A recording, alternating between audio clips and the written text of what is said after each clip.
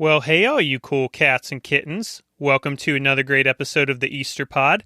I am your host, Corey Easterday, and I apologize for the shameless Tiger King reference, but I have to get my Tiger King references in while the show is still a worldwide phenomenon. Plus, I just watched the newest episode they just released this week where Joel McHale interviews some of the folks that appeared in the Tiger King documentary, so thank you for humoring me with that intro. This week's episode is a really fun one, as they all are, in my opinion. But this week we have Jude Anderson on the show. Jude is the owner and photographer at LovelyInk Creative. And Jude and I have a really similar personality, so that's partly what makes this a particularly fun episode, because we're very like-minded, as you'll hear at points during the interview. Jude and I cover a lot of really fun and interesting topics during our conversation, including what it was like for Jude to go into running her own photography business full-time. And we talk about what it was like for her opening her own photography studio and how she uses boudoir photography as a way to empower her clients and create community, which is a topic I definitely found particularly interesting. And one of the things I really appreciate about Jude is her desire to use her photography business as a way to create that empowerment and sense of community for her clients. So we chat about that. We also talk about Jude's thoughts and advice just being an entrepreneur full-time these last few years. And towards the end, we talk about what our favorite drinks are. We reminisce about a time before social distancing where our two families got to hang out in Charlotte. And toward the end of the pod, I share a slightly, and I do mean slightly, embarrassing story that I haven't shared before about sixth grade Corey, so you'll definitely want to stick around to hear that. But before we get into our conversation, just a quick reminder that if you like the Easter pod and the people we're talking to and the content we're putting out, please be sure to follow us on social media at the Easter Pod. And whether you're listening on Spotify or Apple or wherever you get your podcasts, be sure to subscribe so that you don't miss an episode. And on Apple Podcasts, it really helps the show if you leave us a rating, 5 stars, obviously, anything less, and I will feel very sad inside. And I don't think you want that. I don't think anybody wants that. So leave us a rating, and if you have the extra time, leave a review about the show as well. So one thing I did want to do in this week's intro as well, I know it's a little bit late for Easter. Easter was last week, and when I was younger, believe you me, I definitely soaked up as much of the Happy Easter Day jokes as I could. As I've gotten older, I backed off of it a little bit, even though I still have that same dad humor. It's stronger than ever, actually, I would argue. But I did, in the spirit of having the last name Easterday, and because it was Easter last week, I did want to bring back a couple of fun segments that I've done on the show before that, as I've said, are really just an excuse for me to talk about things I'm enjoying in the world of sports and pop culture. So if you want to skip ahead past this a couple minutes, get to my conversation with Jude, that's no problem. But we're going to talk some TV. We're going to talk a little sports. So let's get into it. Let's dive into our Easter basket here. And our Easter basket is just a fun way for us to give a recommendation. So we're going to pretend like I have just gifted you an Easter basket for Easter.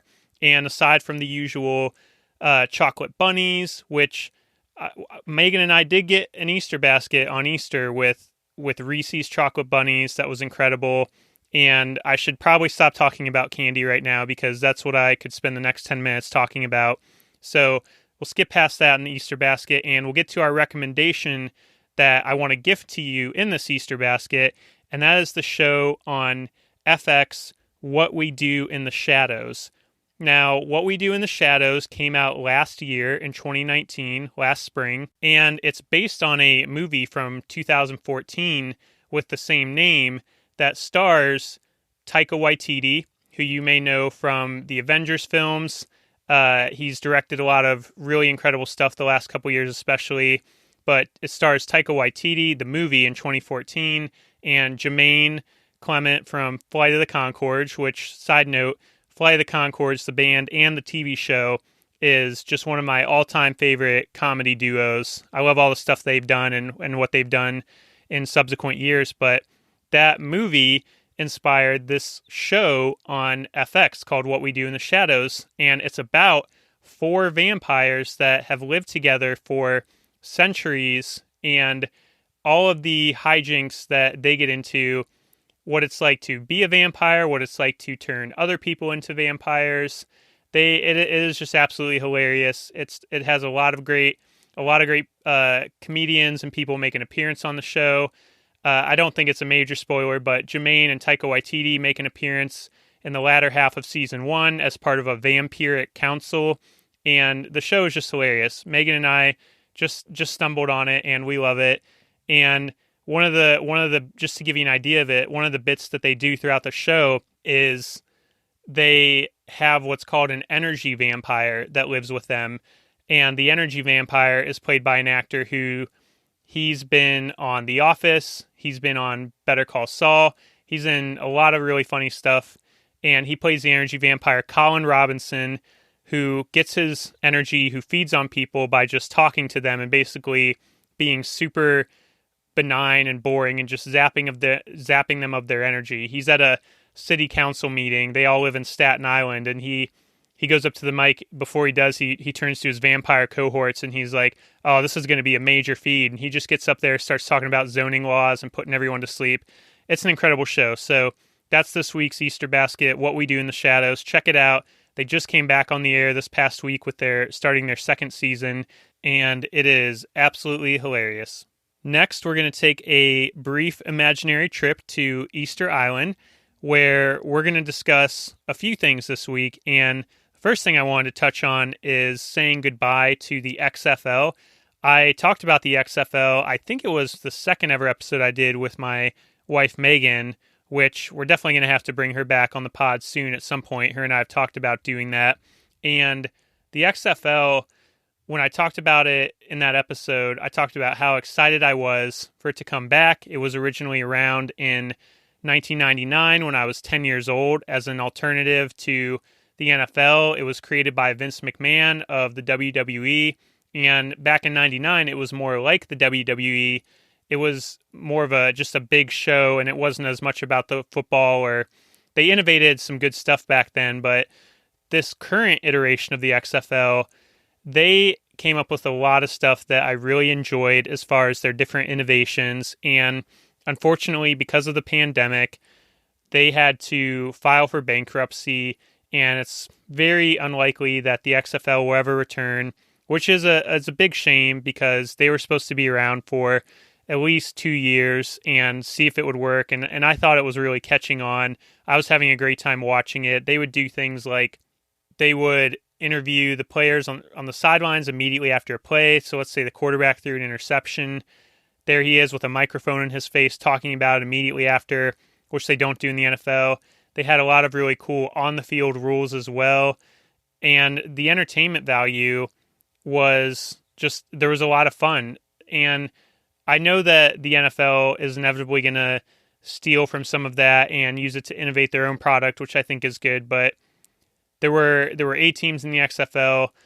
St. Louis got a football team back through it, and it really stinks that it's gone. And I was looking forward to it becoming a thing and becoming a place where all of us football fans could just keep watching football after the Super Bowl and into the spring and have some enjoyment with that. So we had to say goodbye to the XFL, and that stinks. But the other thing I wanted to touch on that we're going to say hello to as soon as tonight, I'm recording this on a Sunday, is the premiere of the long-awaited Michael Jordan documentary called The Last Dance.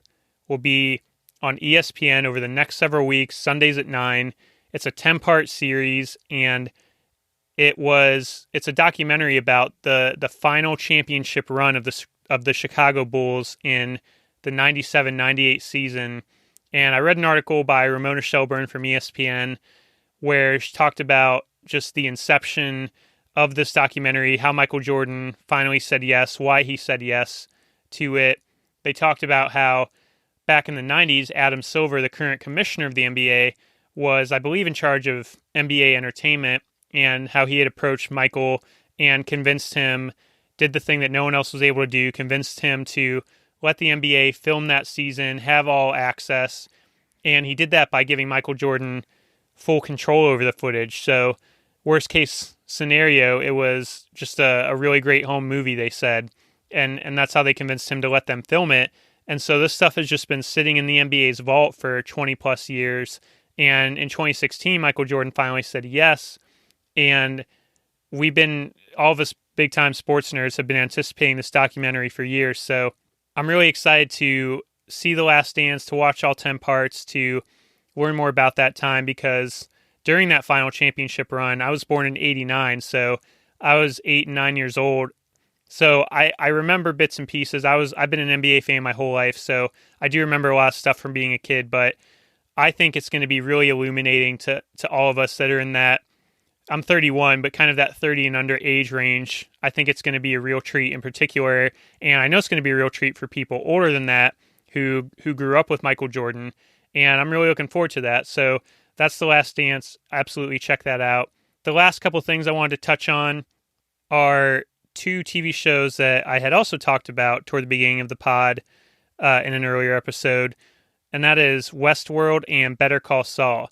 Both are on the air currently, and both will be wrapping up their current season soon, but I just wanted to briefly touch on them to say that I really enjoyed this season of Westworld. If you were a fan of Westworld, and let's say you dropped out in season 2 when things got pretty crazy and confusing to say the least, what they're doing with this new season, set in the future, set in the outside of Westworld and in the modern day America and global landscape. They have made it so futuristic. It's so good. I love the performances by Evan Rachel Wood and Aaron Paul, and the whole cast. Jeffrey Wright is incredible. So definitely jump back into Westworld if you fell out at some point.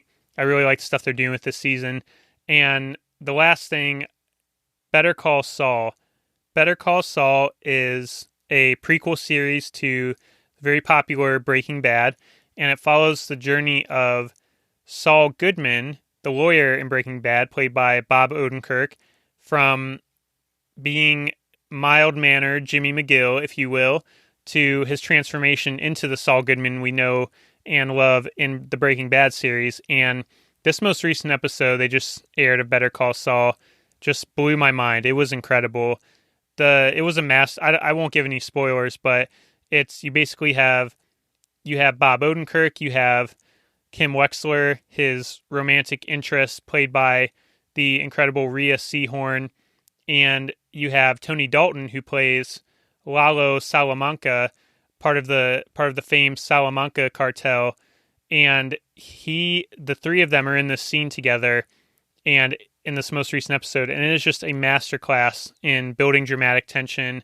I had major anxiety watching it, kept me on the edge of my seat, and when I talked about Better Call Saul in an earlier episode, I said I'm not going to rank it higher than Breaking Bad, but boy, it is tempting me to do so with just the level of expertise in the writing and their ability to just put together a great show. So if you haven't checked it out, definitely be sure to check out Better Call Saul.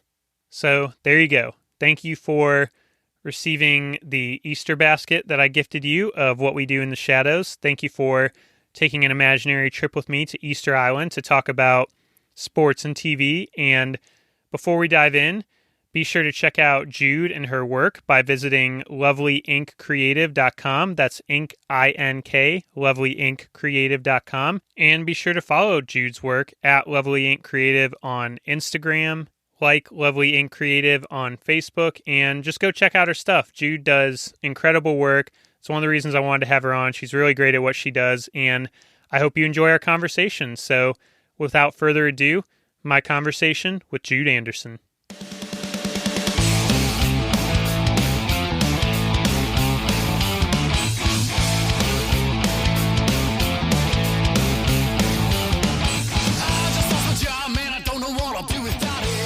All right, well, I am extremely honored to be joined on the Easter Pod today by a very dear friend. She is the owner and lead photographer at LovelyInk Creative, Jude Anderson. And Jude in addition to being a pretty stellar photographer and friend and entrepreneur, her and her partner Nick are actually two of my wife Megan and I's favorite people on planet Earth. So I'm pretty stoked to be able to chat with her. Jude, how are you doing today?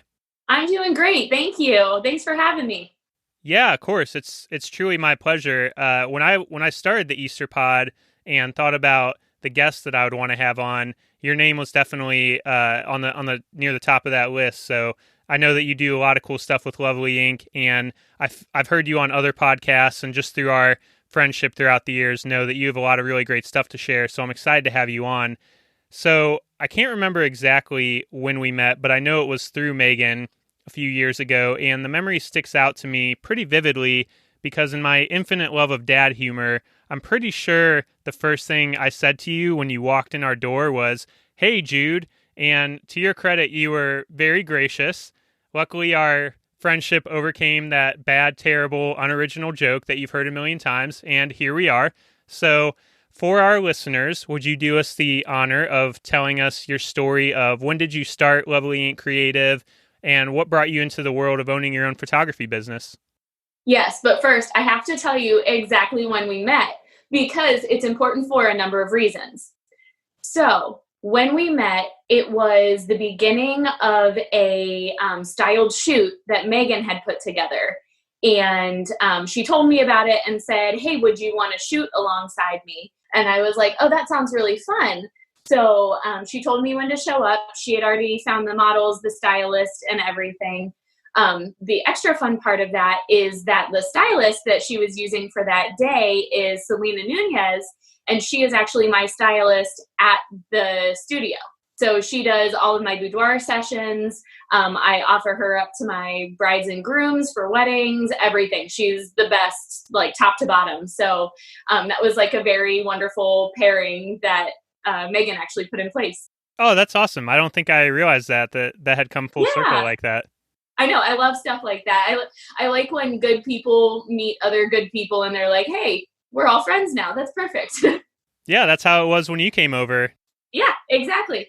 And that was the first thing you said to me. And then you said, "Are you mad at me?" Or you said, "Are you mad that I said that?" And I said, "As long as you don't think you're the first person to say it, then no, I don't care." Well, I'm glad you weren't mad at me. I might have thought maybe I was that funny to have been one of the few to say it, but deep down I knew it was a really bad joke. Every 60-year-old man has that joke. I'm sorry to tell you. Well, hey, that just means I'm old for my age. That's a good thing, You're in right? good company. You're in good company. All terrible jokes aside, what did bring you into the photography world? So I actually started as an assistant for one of my friends. Ashley Saylor is a very gifted wedding photographer. She and I went to middle school and high school together. And after college, we went our separate ways for a couple years.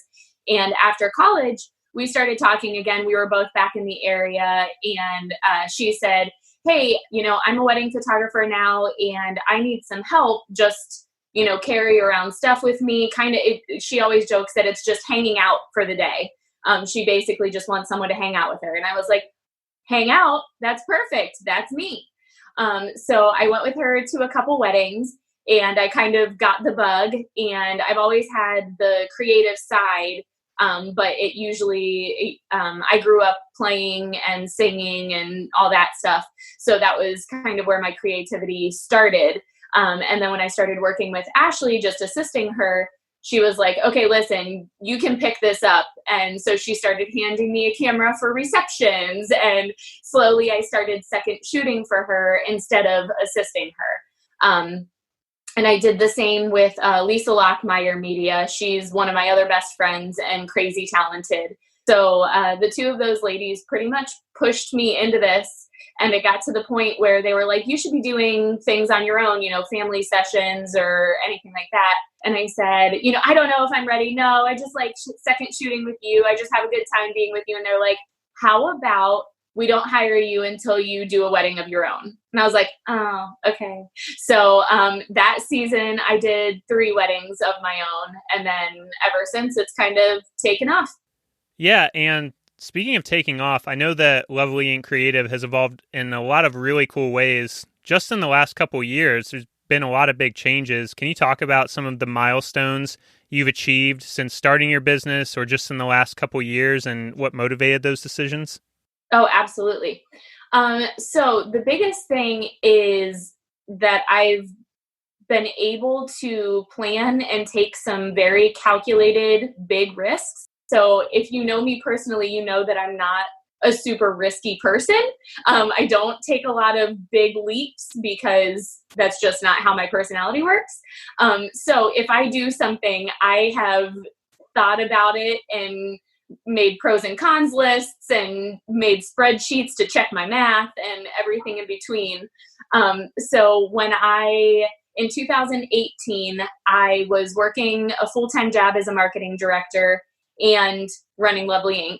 I had, I think, 5 weddings that, when I say season, that's typically like spring, summer, fall for photographers, especially for weddings, because that's the busier time. So that wedding season, I think I had 5 weddings, and I was just killing myself to get all of it done. And as a partner and as a mother, I was just spread a million ways, way too thin. So I decided that something had to go. And the most realistic one to go, weirdly, was my full-time job, which was super scary. And basically I made a plan and kind of walked myself out of being, an employee of someone else and into being a business owner and full-time entrepreneur. You recently, correct me if I'm wrong, but it was last year where you opened your own studio, right? Yes. So that was kind of phase 2 of the being my own business and, being out on my own. I saw a lot of cool wins and big successes in what I was hoping to and the goals that I was making for myself. And so I kind of stopped and said, okay, what would I do from here? Where do I see this business going? And what ways might I like to expand or, test myself really? Because that's, photography is constantly learning and evolving. So the big one that I decided was opening a studio. And that gave me a couple different outlets that allows me to service more families on a consistent time frame. So, if you have a session and it starts raining, or if it looks like it's going to rain, now you have the option. We can turn it into a studio session. And my studio is set up pretty much for a lifestyle session. So comfy couch, cute white walls, that kind of stuff. Or you can obviously reschedule. The other things that gave me time and room for were newborn sessions and boudoir, which is kind of my focus for 2020. Yeah, and you talked about, before opening a studio, making the leap into full-time, and I can definitely relate to the way that you were processing that decision, some of the major decisions, because even in doing something creative like wanting to start this podcast, it took me years and years just to work up the courage to do it, even though in all reality, I probably had the tools and resources and ability to do it for a while. But much like you described, I'm someone that I love to plan things out, make sure it's going to be perfect, and really map it out, know that it's going to be successful before I dive into it. Has taking the leap into full-time worked out like you thought it would? Has it been successful the last couple years? Have you felt good about making that transition once you fully dived in? More than it, everything that I thought this life would bring me, it has brought me more, which is a really cool thing. There aren't many things in your life that turn out 100 times better than you expected. And I'm lucky that this was one of them. So when I started, obviously when I went full time, I said, okay, I've booked enough weddings. I have enough consistent families that I work with on a regular basis, that I would be able to replace my salary, hopefully. And, the numbers were there, but nothing is guaranteed. So, there was a pretty big chance that I could fall flat on my butt. So, I worked my tail off.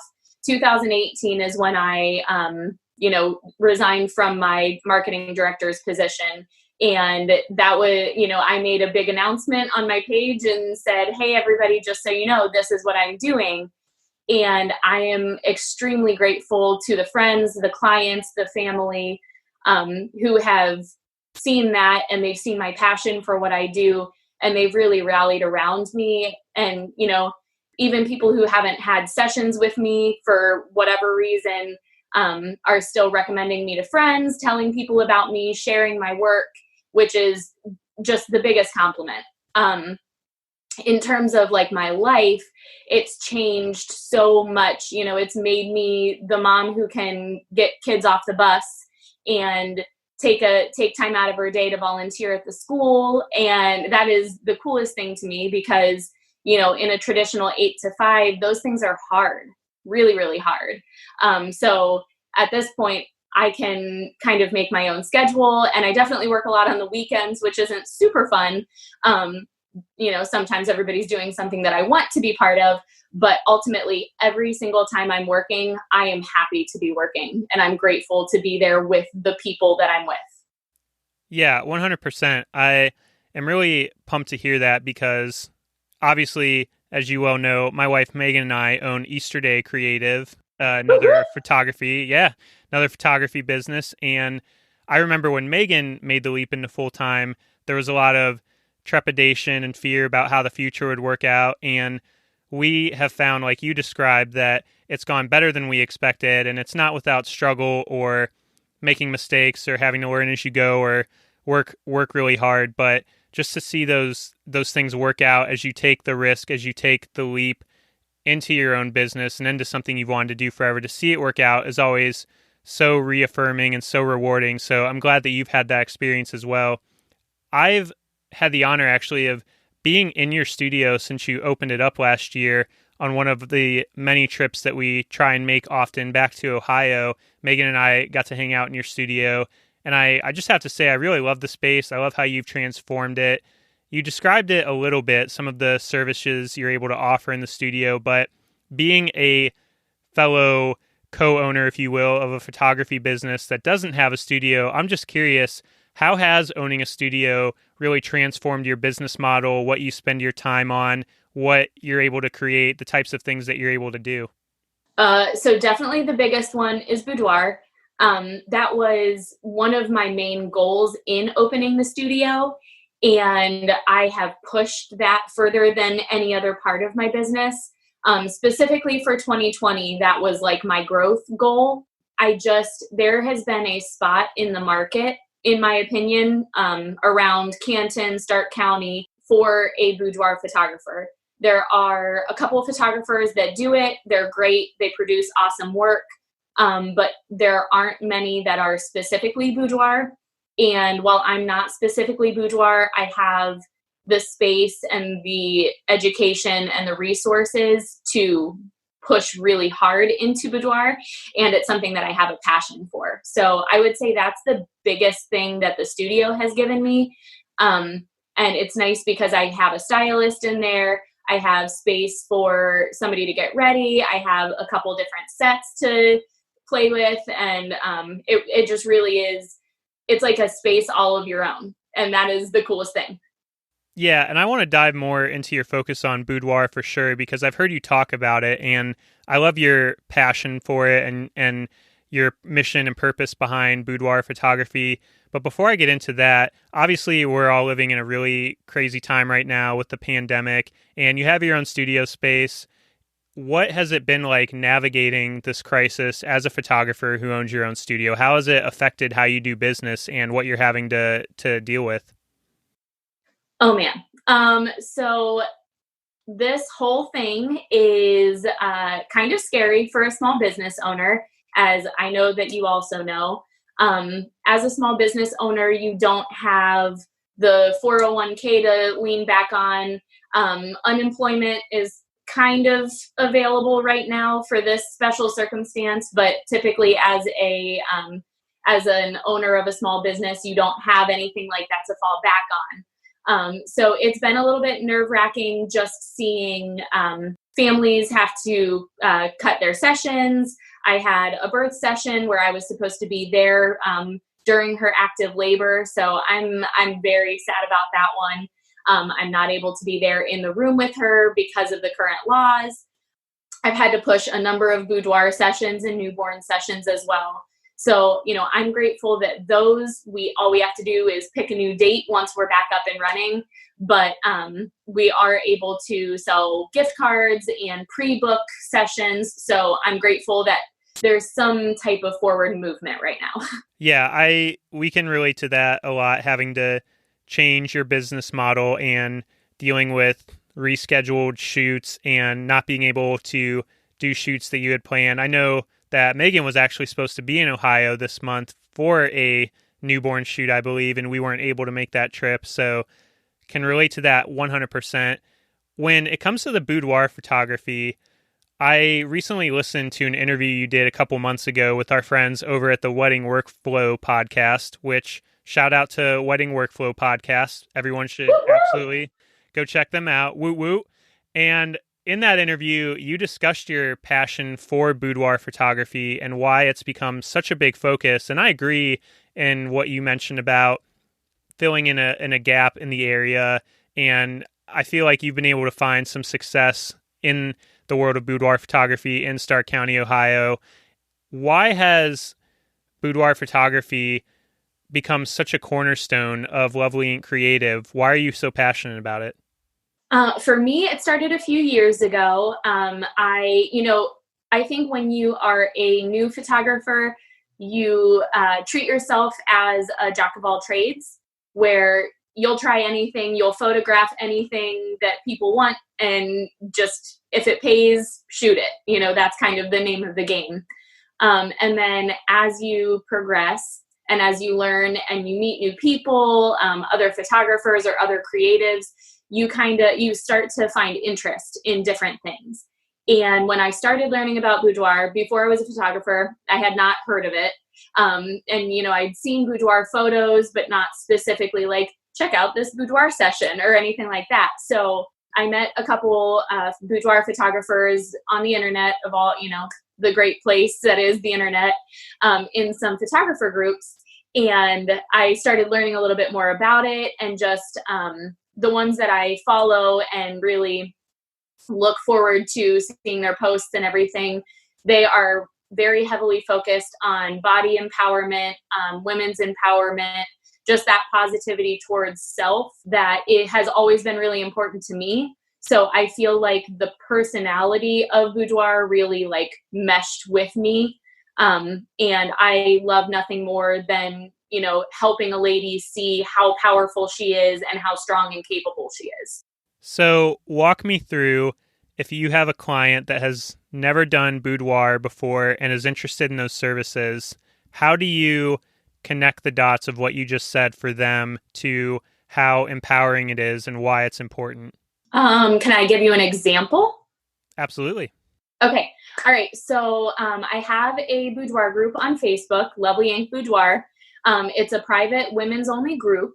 So my goal in that is not to keep guys out. That's like a whole other thing. Sorry. But my goal with that is to give women a safe space to have conversations, to cheer each other on, to ask for help if they need it. Just create a happy little corner on the internet. And I'm really, really happy. Lately, I've been getting a lot of texts. We've been very active in the group, especially during all of the pandemic craziness. I've worked really hard to keep that group active and to check on the ladies, support them in what they're trying to do and what they're going through. And we've been trying to have a lot of fun. So right now we are doing boudoir challenges. So since I'm not allowed to photograph you, I give you a challenge every few days and you have to take a selfie of that. So the rules of the game are, it has to be a selfie, you have to take it, and it has to somehow fit the theme. So you're only allowed to use your phone and you're allowed to edit on your phone. So it has been so fun seeing the creativity that these women have come up with. Some of the themes that we've done so far are water. So one had to do anything with a bed, so you could be in the bed, on the bed, around the bed, bed in the background of the photo, whatever. And it's just been fun seeing these women lift each other up, cheering each other on. They have to vote for whoever's the winner. And so everybody has been just like overly excited for others. Even if they're not winning the competition, they're like, heck yeah, girl, you look great. And, commenting on each other's photos saying, I love how you lit that, blah, blah, blah. So my goal would be for a woman to join my boudoir group and kind of see what we're all about, because I do believe that how we interact with each other as women plays a lot into our confidence. And I love that group because it's just a lot of powerful babes that are supporting each other.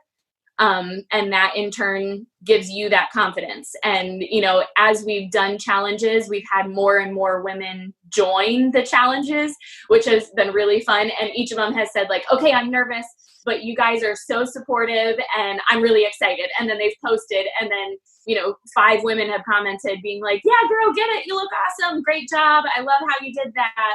And, kind of progressed that idea. So when you come into my studio or when you approach me about a session, you kind of already know how we're going to treat it, how we're going to act, that I'm going to be cheering for you the whole time, that I'm going to direct you in how to make your body look as amazing as possible, how to empower you, even the parts of your body that you're not wild about. We are going to pose you and direct you in a way that gives you confidence in your whole body. Yeah, I think everything that you're describing about that boudoir group on Facebook and everything that you've been able to facilitate, where you can build each other up and encourage each other and instill that sense of self-worth and value in one another. Everything you're doing and using boudoir as an outlet for that is 100% incredible. And I love that you're doing that and facilitating that community without naming names or anything. And maybe we have to go back before the pandemic for this. Can you describe an interaction after a session with a client where maybe it was their first time doing it, or they had hesitation about it, or had expressed some nervousness about doing boudoir, but they got the photos and they sent you a message about how empowering it was, or about how much they loved it? Can you describe an interaction like that? Absolutely. So the biggest one, and I do have permission to share this story, but I won't share her name. I had someone in the studio back at the end of 2019. And when she got her products, she sent me a message and said, hey, I've been meaning to tell you, we've been trying for another baby since the beginning of 2019. And when I came in for my session, I was feeling really discouraged. We'd been trying for almost 11 months with no luck. And when I left the studio, I just had such a feeling of confidence and feeling so powerful and in charge of myself. She said, I would be interested in knowing if you have sessions for newborns in September. And I was quiet for a second. And I said, does this mean what I think it means? And she said, yes. And I was like, yeah. And that was like the coolest news ever. Just being able to help play a role in building that confidence. And, there are a lot of times as women where you are very, very low, and women don't share a lot of that, or they share it in a safe group, like the boudoir group. So you might share it with a couple friends, you might share it in a community that you feel really comfortable in. So her sharing that with me was extremely special. And especially I said, would you mind if I shared that? And she said, no, I didn't know if you would want me to share it myself. That's why I told you first. Oh, wow. That's an incredible story. I love it. And it's just a great example of the self-confidence that photography can give someone, that something like boudoir photography can give someone. And it reminds me of conversations that Megan and I will have a lot, where it can be easy through all the hard work you have to do owning your own photography business, all the editing, all the work that goes into a wedding day, a boudoir shoot, a family session, whatever.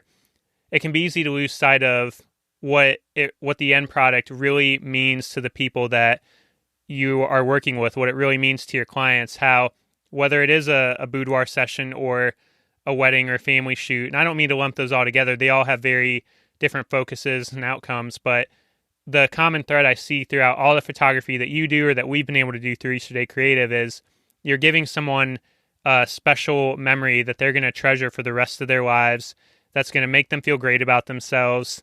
Even just something like, I know when I get a new headshot or whatever that's really well done, it helps me to build my self-esteem and build that confidence. Can you talk more about that in the role of just photography in general? How have you seen that play out with clients, whether it's a wedding or a family shoot or whatever? I noticed on your About section on your website, you talk about creating those memories and being there alongside your clients for special moments in their lives. Why is that something that is so important to clients or is important to you as a business owner to create those special moments? For me, I want to cheer you on.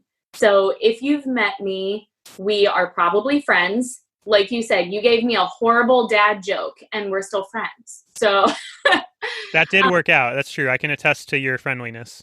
Exactly. So I have always liked being a friend. And I think that this job, this line of work specifically, opens you up to meeting so many people. And it really brings out the extrovert in me, which doesn't need much help being brought out. But for my clients, I think that it takes a person who wants to get to know you and wants to understand you. So I don't want my photos to just be what I think looks good or how I think you should pose. I want your photos to be how you interact as a family or as a couple, or the way you want to see yourself in a boudoir session. So it really is all of these things that I love photographing so much are moments in time that we're not going to have again. So if I'm photographing a newborn session, this baby is never going to be this small. These snuggles are never going to be had again. If I'm photographing a wedding, there's only one time that you stand, in front of that person and promise them forever. And it is such an honor to be chosen by someone to say, we think that you are the right person to love on us, to build us as a couple or as a family or as an individual, and just be there with us. Well, 100%. And I can attest to this firsthand because you did a photo shoot where I think it was a couple years ago where you took photos of Megan and I and our lovely dog Stella, which I have to say, those are still some of my favorite photos of us, by the way. And I think it was last year, actually, as well, after we had moved, that you took photos of a laundry project event in Akron that our team did. So by all accounts, personally and other people I know you've worked with, you are an absolute joy to work with for your clients. What do you love most about your client interactions specifically, and why do you think it's important during a shoot to make sure that clients enjoy their experience in the moment and feel comfortable? That's a hard one. So I think the biggest thing is that before you meet me, you have already spent some time with me. So be that social media, I am very, very transparent. I show a lot of my personality and who I am on that. That's not always easy. Sometimes I share things that I don't super want to share. But that is so that when you meet me, you know me. And I think that helps create that basis of trust. And, if I'm honest about what I'm working on, what I'm struggling with, that I'm having a hard time with something, I think that makes you as a client more open to me and able to say something like, hey, that one felt kind of weird. I didn't really like that one. Can we try a different one? Or you feel like, oh, well, I know that she has kids and they're wild and crazy and she gets good shots of them. So my kids can be wild and have a great time and all that. And I really, before we meet, I set it up as, hey, this is a lifestyle family session. So please, I want you guys to have a good time. The kids being wild or not listening or whatever, I can turn that into fun and we can turn that into great photos. Or if somebody is nervous, don't worry, I will guide you. I will help you. I will give you prompts or poses to tell you what to do or how to do it that will turn you into being comfortable. So you don't necessarily have to start that way, but by the end of the session, you'll be having a good time. We'll probably be laughing and making stupid jokes together. And at the end of it all, I can't wait to show you what we created together. Yeah, and in our experience doing shoots also, the times I've gone out with Megan, it's everything you're saying, creating that trust, building up that comfortability between yourself and the client, because you are asking people to do a vulnerable thing. Even though they've hired you for an end product, they are having to trust you to, as we've talked about, make them look good, make them help them to build up their self-esteem through the photos. And they do want a great end product, but they want to enjoy their experience and their time with you as well. So someone like yourself, with the personality you have, your ability to make friends, I think people like you and like Megan are particularly well suited in this business because you're able to make fast friends with your clients and make them feel comfortable. Have you seen it go from, okay, I just met you, you're a client, to now we're friends? Have you seen that happen? Oh my gosh, yeah. I have all kinds of friends that I would not know otherwise. If we had never met as client and photographer, we wouldn't know each other. And I value those relationships so much because to me that signals that I've done a good job. So if you continue to hang out on one of my social media pages, or if you continue to text me, or if you book me again, that means that I really have kind of fulfilled that for you. So I don't just want to be a person to show up and take your pictures. I want to be a friend in whatever capacity you want that friendship, but I want to be the friend that you can trust to get those moments, to be there for you, that you can't wait to, oh, my son's turning 1, you did his newborn photos, we can't wait to book our session, that kind of thing. So I would say that's my biggest thing. So you talked about your presence on social media and the amount of attention that you put into doing that, and you really do have a great presence on all your social media channels and on your website. I know it helps that, obviously, like you mentioned, you have a background in marketing, and I'm definitely a bit of a marketing nerd myself. And by nerd, I mean it helps put food on my table in addition to me loving it. But ironically, I think it's something when it comes to marketing and social media that a lot of business owners struggle with. How have you seen your marketing background play out with LovelyInk Creative, and why is a good marketing strategy so important for a business owner? So this is kind of twofold for me. In terms of marketing, I have a much easier time marketing another company than I do myself. It is still that confidence that I need to remind myself, okay, people are booking me not just because I'm okay with a camera, but because they want to spend time or take time to have me do it. So the biggest part of my business and my biggest marketing asset is me. And that sounds weird and crazy to say, but nobody is making that connection but me. And the more that I connect, the more that I'm honest in my marketing, just about who I am, about what I care about, and why I want to work with you, those have been the best received messages. In terms of entrepreneurship, pivoting away from photography for a second, what are a few important lessons you've learned just as a business owner through owning your own business and going full time and creating a studio, doing all that stuff the last few years? I know that's a very broad question, but I'm just curious for any wisdom or perspective you have as someone who's an entrepreneur, because I know there's a lot of folks out there who either are entrepreneurs or who would like to be entrepreneurs. So I feel like someone like yourself has a lot of really valuable wisdom and insight to share. Sure. I can tell you what works personally for me. But of course, everybody is their own person and everybody functions a little bit differently. One of the big things that I do which is almost opposite of what a lot of like life coaches say. I don't talk about something until I'm ready to go 100% with it. So the studio plans had been in the works for over a year before I actually got the studio space. That was time for me to build, to figure out who my clients were, how I could love on them, and what I could build this business to be. And then I started looking to find the perfect studio and all of those things.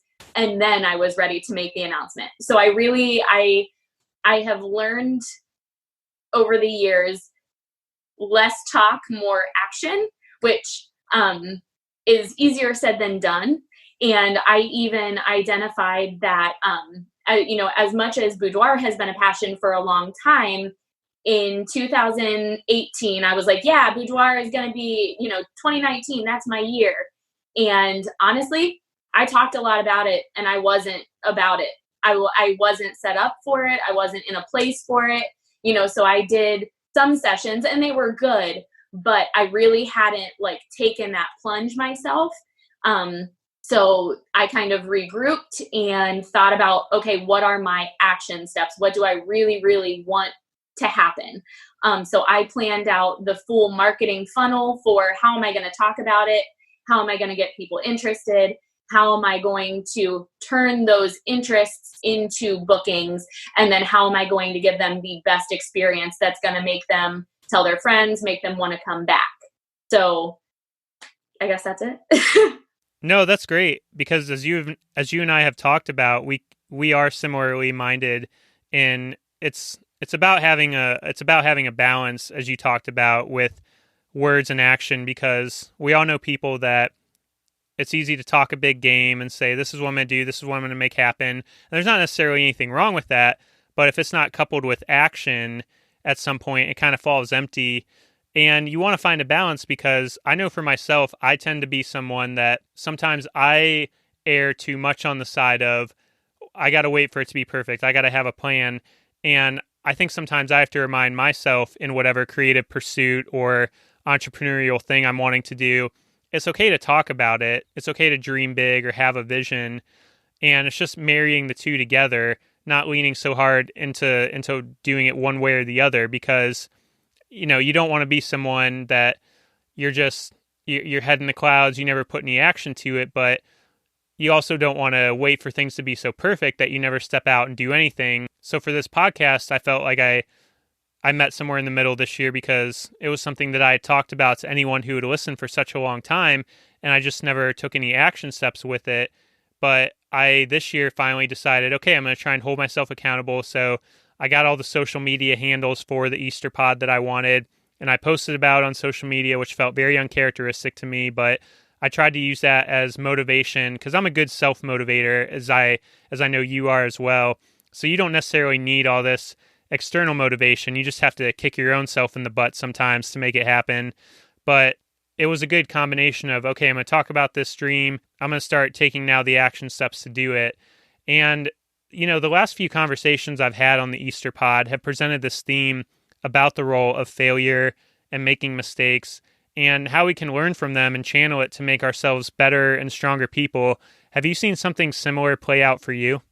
I would say the two, I don't know if I would necessarily call these failures, but I have been laid off 2 times in my life. I know we have that in common, our families do. And it is something that shakes your confidence. And even if it's for a reason that has nothing to do with you, both times they were, financial decisions. You're the low man on the totem pole, or, you make good money that we just can't afford, any of the, those ranges.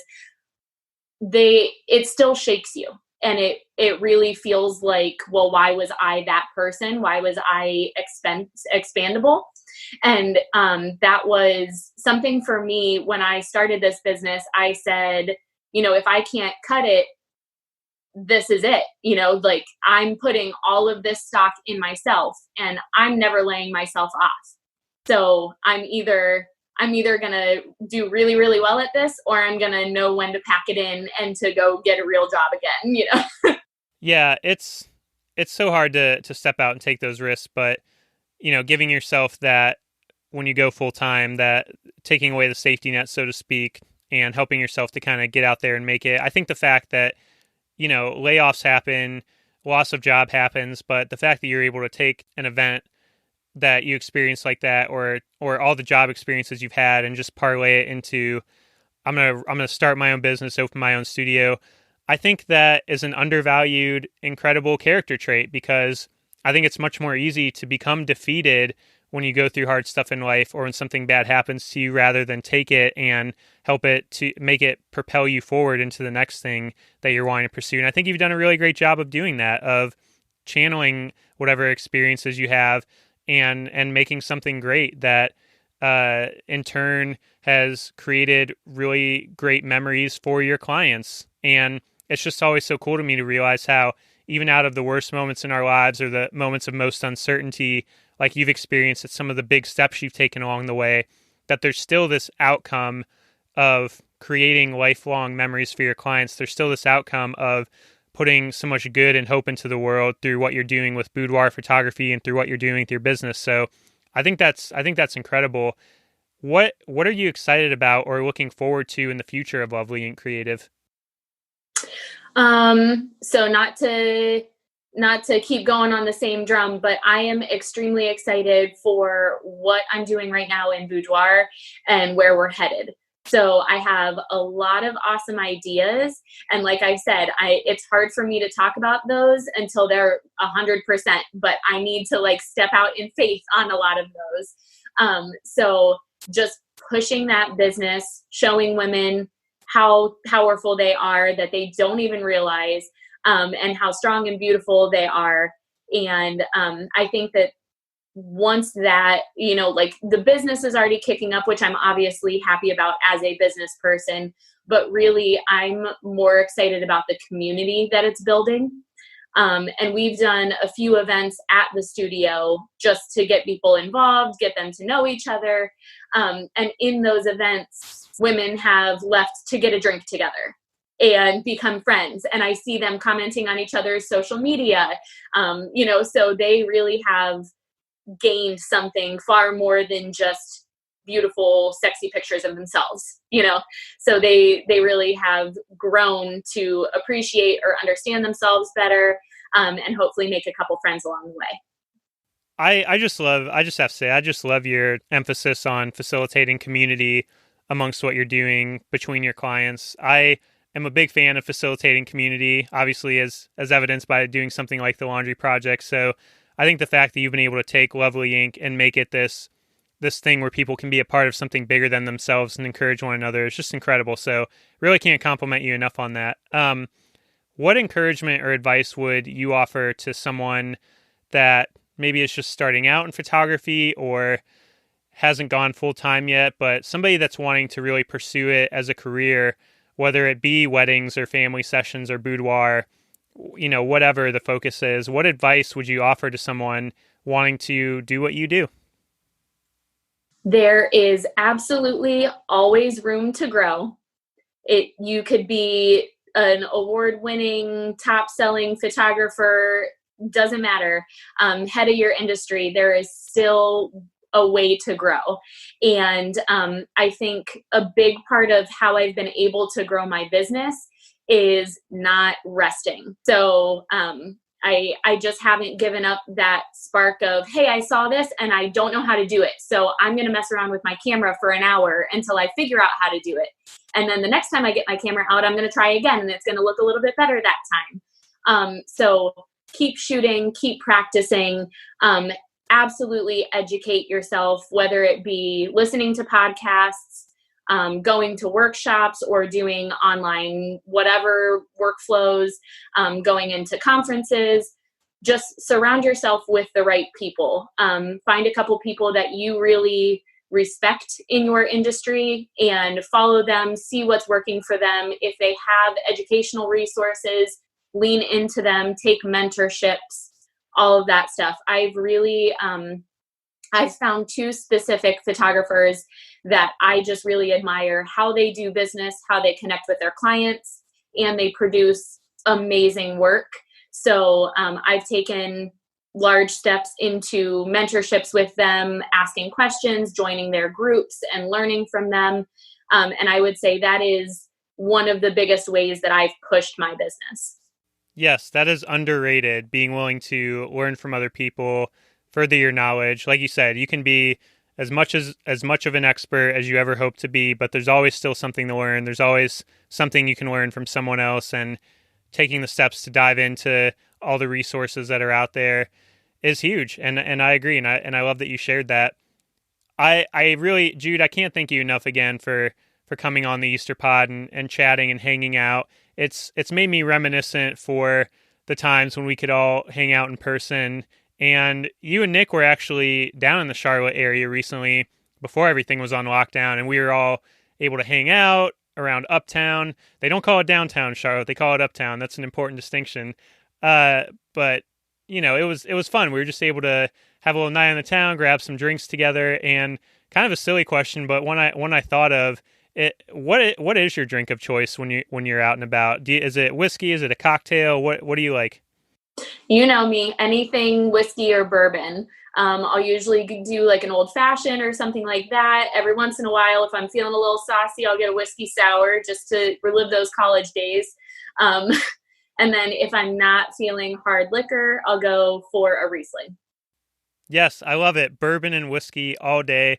I don't know if you listen to. I'm not going to put you on the spot and make you tell me, but in one of our beginning episodes, I actually had my friend Bob Book, who has his own podcast about movies and whiskey. Did you listen to that one? Yeah. Yeah, he has become something of a whiskey expert. So that was a really fun conversation. I need to find a way to work more bourbon and whiskey talk into the Easter Pod overall. So I appreciate you humoring me. And I agree with you. Bourbon, whiskey. I love a good whiskey sour.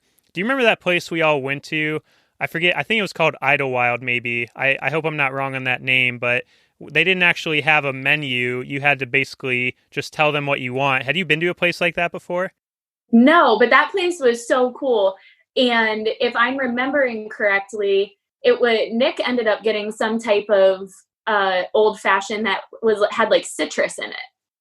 And that was extremely good. It was like a spiced something or another. Yeah, I think you're right. It was an incredible cocktail bar, great atmosphere. It was in Noda, North Davidson, and all the drinks were great. We got to pass each other's drinks around and try what each other was drinking. That was a lot of fun. Didn't you get like an egg fizz or something? A gin fizz? I got a whiskey sour, actually. Wait, who got the gin fizz? That would be Megan, because Megan loves gin, and she actually has started making gin fizzes during the pandemic. So I love it. Yes. Not being able to go out and learning how to make our own drinks at home has been a plus in an otherwise crazy time. So before I let you go, where can we learn more about LovelyInk Creative and follow your work? Absolutely. All of my social media handles, I have Facebook, Instagram, and I just got a TikTok. I don't know what I'm doing with it yet, but I will learn, hopefully. Those are all LovelyInk Creative, as well as my website is lovelyinkcreative.com. Ink is INK, like ink in a pen or, a print. Where did the name come from? Well, I had someone who asked me, and then when I gave them the answer, they said, I assumed it was because you had a lot of tattoos. And I said, yeah, we'll go with that instead. That's easier. I started looking for a creative venture, like I said, when I was in marketing. And I was doing like ink doodles that were just like words and empowering phrases, things like that. And I kind of gave myself a little business, if you will, that, wasn't really a business, but I started calling it Lovely Ink Designs because it's lovely ink designs. So Lovely Ink Creative was kind of born out of that so that I could do marketing, photos, whatever else I got into in my creative pursuits. That reminds me, can I tell you a really embarrassing story about myself that I haven't told many people? I would absolutely love it. All right, Easter Pod exclusive here with Jude Anderson. When I was in 6th grade, I was new to a school, and one of the ways I thought would be great to make friends is I met someone who would eventually become the bass player in my band. Shout out to Cliff. And he would become one of my lifelong best friends. He was best man in my wedding. And I had two best men. That's a whole other story. But to make friends with Cliff because he loved skateboards. That was the one fact I knew about him. He loved skateboarding. I thought I'll just come up with all these fake skateboard company names. And I came up with like 250 of them. I wrote them all down. I tried to draw out fake logos. I didn't work on schoolwork. I spent my time doing that. And each day I would come in and show these to Cliff and say, what do you think of this skateboard name? What about this? What about this skateboard company name? And God bless his heart. He was so, much like you were when we first met, he was so gracious towards me, even though we were both in 6th grade, and he just humored me. But wow, what a weird and awkward way to try and make friends, huh? I think that's fantastic. A lot of times I will figure out what people are interested in or what they are passionate about and, ask them about it. Even if it's something that I don't know about, that helps me connect with them in a new way because I can ask the questions and get them excited. Or if it's something that I'm already passionate about, chances are we have something big to talk about for a long time. So I think that's perfect.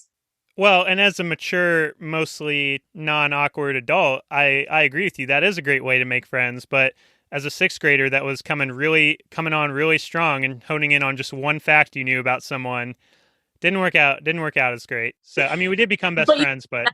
And forever. You got a best friend for life out of it. So it obviously worked.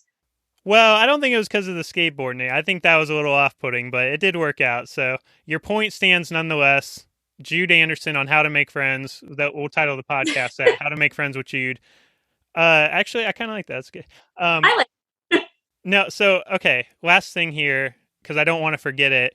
You mentioned the Facebook group for the Boudoir Photography. Can women specifically join that? How do they join that?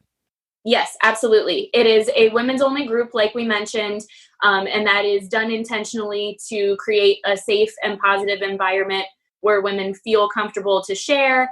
We do fun challenges. We have a really good time. That is probably the place that I'm most active right now, just because we're having a really fun time and we are building bridges where everybody is kind of in these little pods of isolation. So it helps women not feel as alone and gives them something fun to do when they're just, pushing through daily life. So you can find that if you go to LovelyInk Creative's Facebook page. There is a button to join the group, or you can search for the group on Facebook. It's a private group, but it is searchable. So if you search LovelyInk Creative Boudoir, you'll find me. Yep. And like you said, no boys allowed. No boys allowed. There are questions that you have to answer to join the group, because that's something that I take the security of the women very seriously.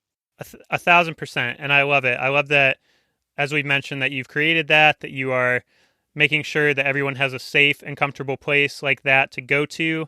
And I think it's incredible. So everyone go check out LovelyInk Creative on social media. Go to lovelyinkcreative.com. Go check out that Facebook group. And Jude, I just have to thank you again so much for coming on the Easter Pod and chatting with me. I don't have much to offer you. In return, all I can really promise is that I'll never make any bad or unoriginal jokes with your name ever again, even though I absolutely did that as recently as when I reached out to ask you on the show. You can make me a whiskey sour next time we actually get to hang out face to face. That can be my plan. That sounds like a fair deal, and I really look forward to that time. So, Jude, thank you again, and just hope you have a great rest of your day. Me too. Take care. Bye-bye.